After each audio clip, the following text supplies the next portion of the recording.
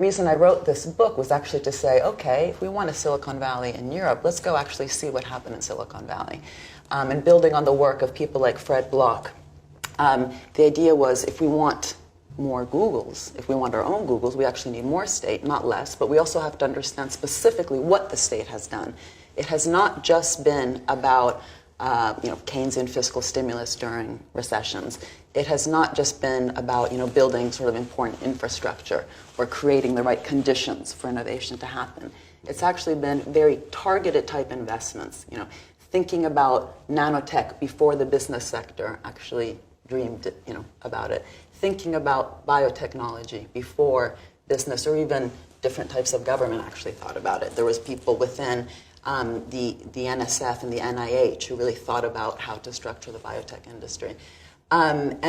When you really look at those stories, and of course the internet being the most important story with DARPA having both thought about it as well as actually commercialized it, you start realizing that we as economists lack the kind of words that can describe that process.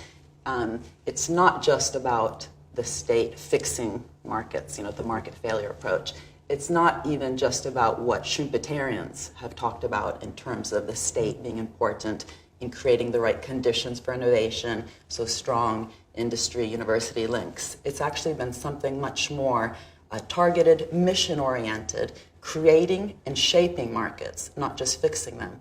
And again, the fact that we don't have words to describe this within economics has, I think, blinded us, and especially now, but not only now, during this crisis, the fact that we don't have words for this is, I think, limiting also the solutions.